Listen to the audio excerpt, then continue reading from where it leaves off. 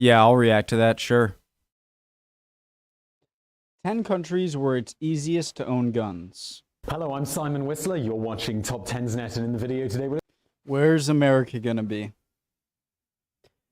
I'm gonna throw a curveball and say it's not gonna be number one.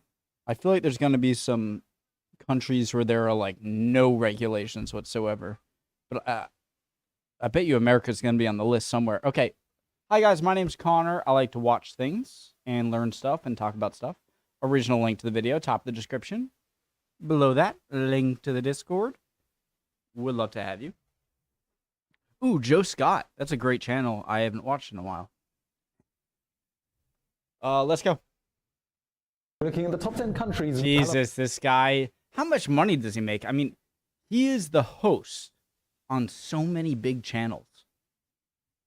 Obviously, they're channels that are full of a bunch of employees. So, I mean, anyways.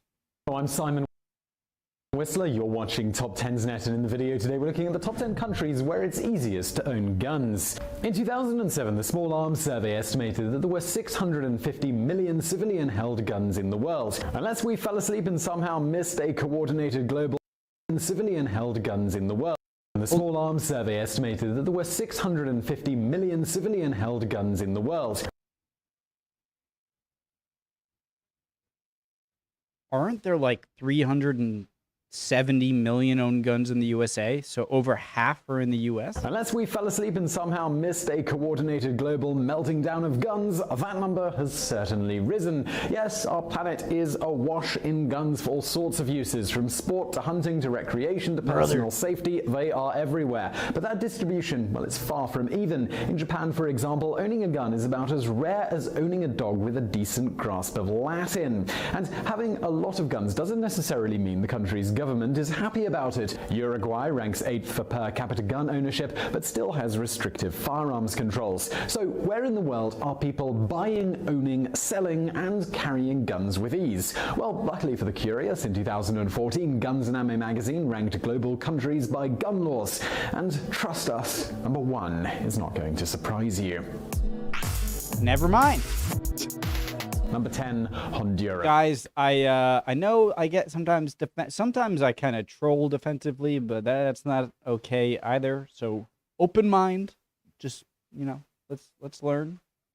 A small Central American state, Honduras has essentially been a basket case since a 2009 coup ousted the civilian government. To this day, the US State Department routinely responds to the question, is it safe to go to Honduras, with the official equivalent of a hollow laugh.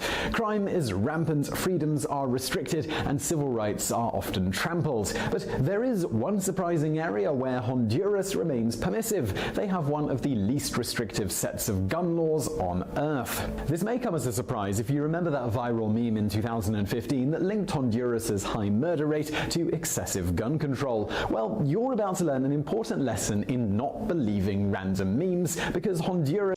So Switzerland has an even lower homicide rate than Japan? I mean, I know Japan, sorry. You're about to learn an important lesson in not believing random memes, because Honduras is only anti-gun when it comes to carrying firearms in public. In 2007, both concealed and open carry were outright banned. On the other hand, statute law guarantees the right to own guns, and you can purchase shotguns, rifles, and handguns for purposes as nebulous as self-defense or recreation. Still, gun ownership in Honduras is highly regulated. Only 5 firearms are allowed per person, they must be registered, and you can only buy them in government-run stores.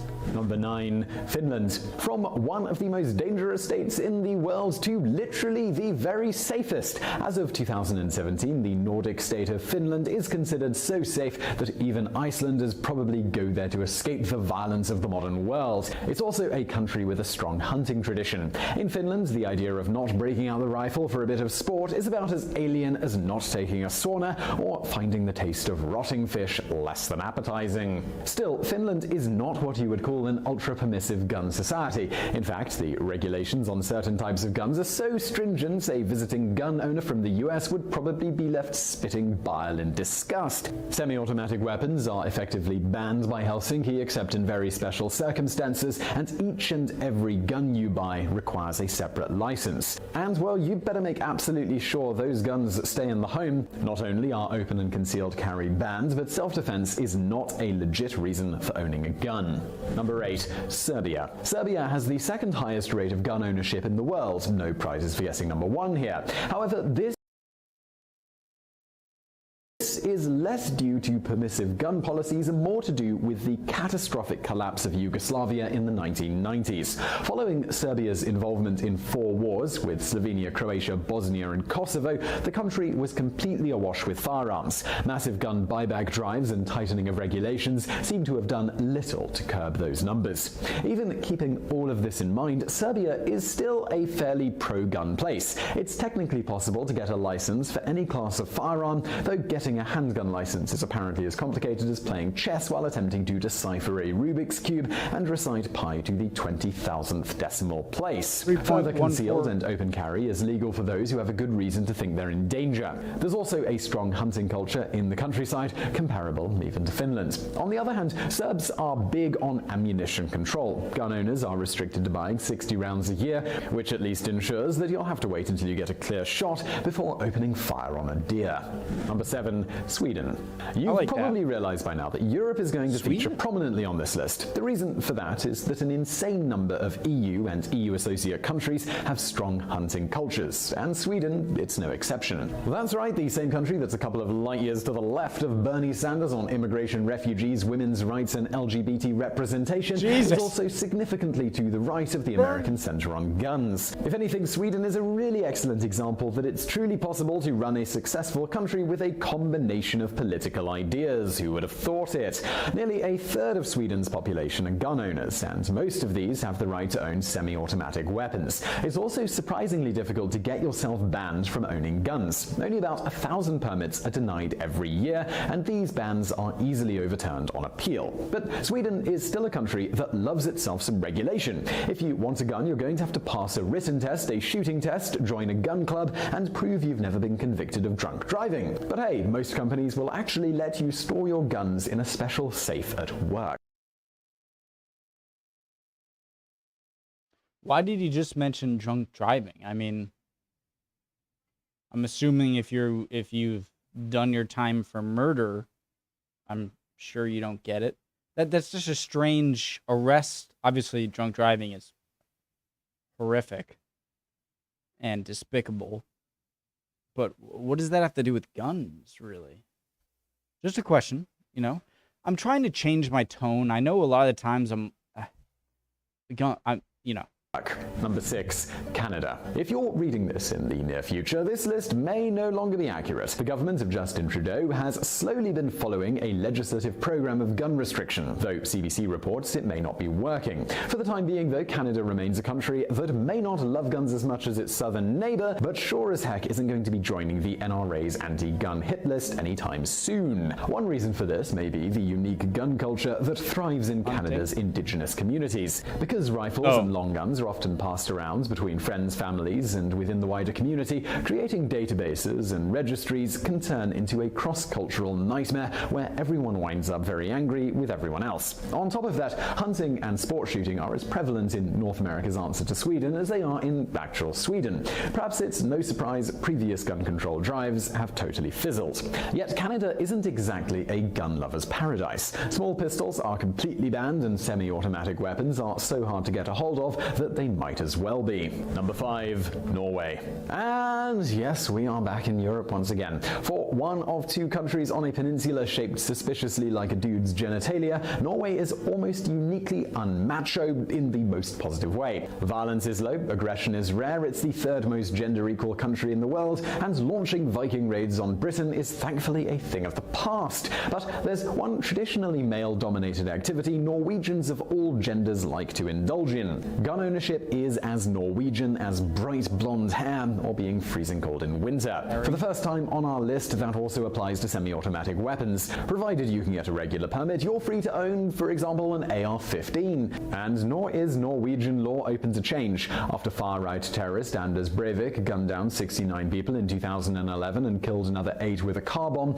there was a big push to tighten gun laws. Yet, in the end, that fizzled out. Norwegians decided their gun rights should stand even in the face of this unimaginable tragedy. But don't expect Norway to be anything like the US. Norwegians generally get out their guns during hunting season, and that's pretty much it. Gun violence is so rare that the cops there aren't even armed. Number 4. Panama. Do you like the idea of living in a tropical country as warm and as gun-friendly as Honduras? But the thing here, like, what can the U.S. learn from Norway's gun laws? I think the U.S. can learn from a lot of countries' gun laws. Learning about the British gun laws, I thought those are really sensible. But I'm not. This is where the point where I really don't want to sound like I'm saying, like, defensive about America here. All right, I'm just saying a fact. It's, I know you might find it stupid in the end, but I think people need to learn a bit about U.S. gun culture before saying, like, well, why don't you just go Norway's route? It's please, all right, I'm not trying to be defensive here. I'm just saying, like, the Second Amendment, I believe, and I'm pretty sure, let me know if you know more about this, I'm wrong, and it might sound stupid, but is to, not for self-defense, it's not for hunting, okay? It's for defending yourself and your a state defending itself from Washington, D.C. if they think it's overreaching. It's to defend against your own tyrannical government, and that might sound so crazy, like, how does that make any sense? It's legal to rise up and have armed rebellion against your federal government, or, like, even if that's the case, how are you going to fight the most powerful military in the world with your AR-15s or something when you're going against jets? I get all of those points. I'm just saying, like that's what the Second Amendment, I believe, is about, after doing a little research that I have. I'm no expert here. If anyone knows a bit more than me about the gun laws here, please rebut me. But I'm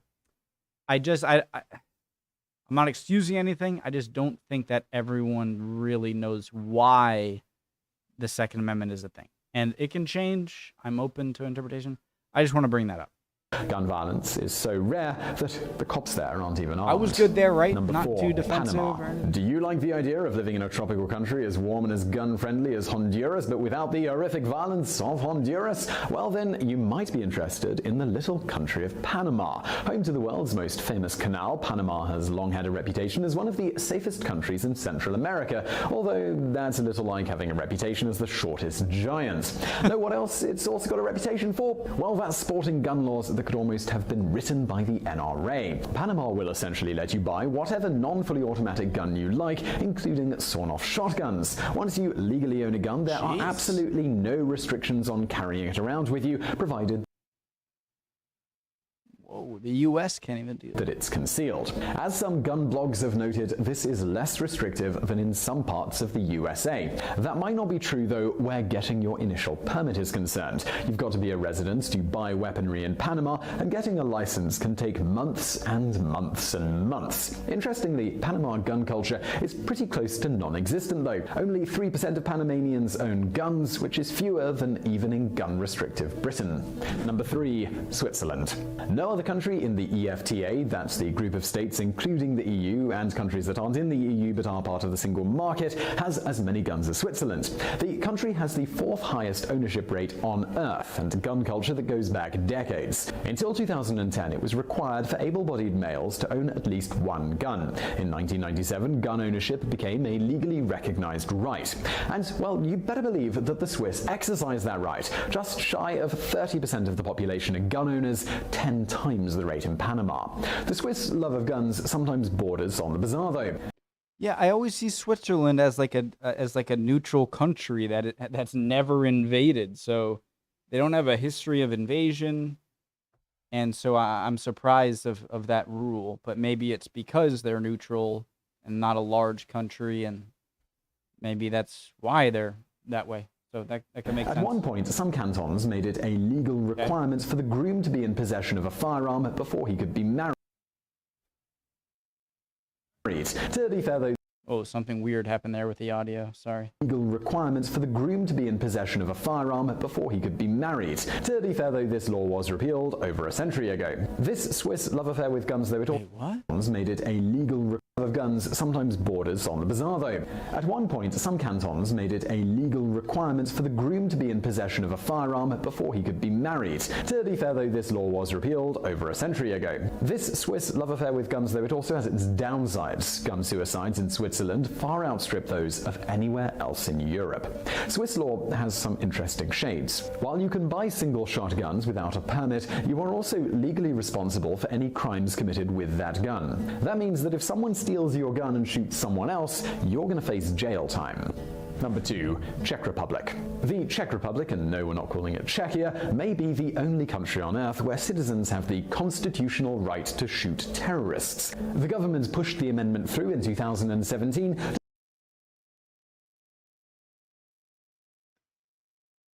Don't certain people have like a different view on what a terrorist might be? You'd think that can cause some problems, but Despite the country having one of the lowest likelihoods of terror attacks in the entire world. The law may be less a testament to fear of attack, though, than it is to the Czech gun culture. Along with Switzerland, Czech Republic is about the most pro-gun country in the whole of Europe. Before we go on, though, it's worth pointing out that permissive gun laws in Czech don't apply to those in the country as tourists or on a temporary basis. But if you're a resident or a citizen, well, you're laughing all the way to the local gun shop. Czechs can own semi-automatic weapons, can get a permit to carry up to 2 concealed handguns without giving a reason, can use guns in self-defense, and can enjoy a crazy amount of hunting. But don't be fooled into thinking Czech gun culture is like American gun culture. Every single gun owned in the Czech Republic has to be registered, and the sort of overt yee-haw gun love that you get in places like Texas, it simply doesn't exist. Number 1. Really? The United States of America. Yes, you guessed it. Number 1. The United States of America. Shocker. Yes, you guessed it. The number 1 country where it's easiest to own guns is, of course, the United States of America. While the Constitution may not specifically protect your right to shoot terrorists, it does protect your right to bear arms. Exactly what that means is a super controversial issue that has caused more nuclear-level arguments than even abortion or immigration. But as it is currently interpreted, it means you can effectively own whatever gun you'd like. Provided you don't live in a state with stringent gun laws, you can likely haul your semi-auto rifle into a cafe and still not be breaking the law. In some states, you may even soon be able to concealed carry in schools. But you don't need us to tell you this. The US has the most permissive gun culture, and everyone knows it. There are more civilian guns in the US than anywhere on Earth. It's actually nearly more than the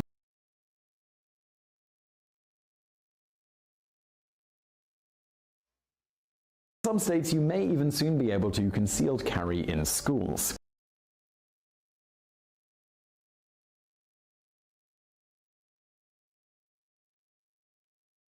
what?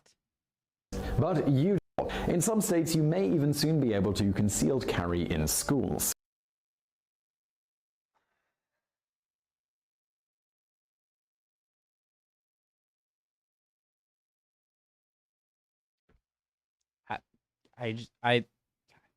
But you don't need us to tell you this. The US has the most permissive gun culture, and everyone knows it. There are more civilian guns in the US than anywhere on Earth. It's actually nearly more than the rest of the world combined. Indeed, over a third of the American population are gun owners. Whether you think this is a good thing or a bad thing, there's no doubt that guns in America are definitely there to stay. So I really hope you found that video interesting. If you did, please do hit that thumbs up button below, and don't forget to subscribe if you haven't already for brand new videos just like this every day of the week. Also, if you're looking for something else to watch, please do check out my other channel. It's called Biographics. We do biographies of notable people from history and the present day. Lots of different characters on there, so do go check it out. There's a link in the description below. And as always, thank you for watching. Thank you for making. Okay, guys. So here's where people are gonna yell at me, but I'm trying not to be defensive. I'm trying to have, like, I don't want to be overly defensive, right? But I also don't want to be afraid of asking questions that might come across as defensive. You get what I mean? So I'm gonna try not to do that. Please, you can change my mind. But like like what's never going to happen, a gun buyback program. Maybe some people will give their guns back. You're not going to get rid of the guns. Some states, we have so many school shootings, and they're making it legal in some states to conceal. So if you have like an older, like a 19-year-old or an 18-year-old who's, you know, some people in senior year of high school turn 18 in that senior year. I didn't. I turned it in college, but I was kind of young for my grade. But now you're telling me that a senior in high school who wants to carry out something like a mass shooting and is caught with the gun before he carries it out, you can't do anything about it? That's stupid. And the Second Amendment part, okay? How, you know, there are a lot of people. So what I believe with the Second Amendment is that it is both right for individuals to own, a right for individuals to bear arms, okay? And the right of a well-regulated state militia. And I believe the point of the the first part of an individual owning guns being, you know, protection or just like your right or whatever. But I believe the main part of the Second Amendment being, maybe not the main part, but the other part, maybe it is the main part. I don't know. And guys, I can be wrong in all this. I'm not saying I'm an expert, but with the well-regulated militia part, it can be called upon the federal government in times of need, but it also has freedom from the federal government as a well-regulated militia. And I believe the entire point of that, not as like a state National Guard, but a regulated militia, is to fight America as an American state. I believe that is a core part of it. I think that is a core part of it. In that, and again, I know so Ohio is going to be able to have a chance against the entire American Army and Air Force, Navy. No, of course not. But that's besides the point of when states were joining the Union. Part of the agreement was fine. But Second Amendment, the second one, is right for individuals to bear arms and right for well-regulated militia to fight against a tyrannical federal government, your own federal government. That's what I believe. That's my take there. But man, I am not saying there are a lot of stupid things in the U.S. gun laws. I can't wait to see your guys' comments. Hopefully, yell at me, go ahead, whatever you want to do. I thought it was pretty good, I think. That's up to you guys.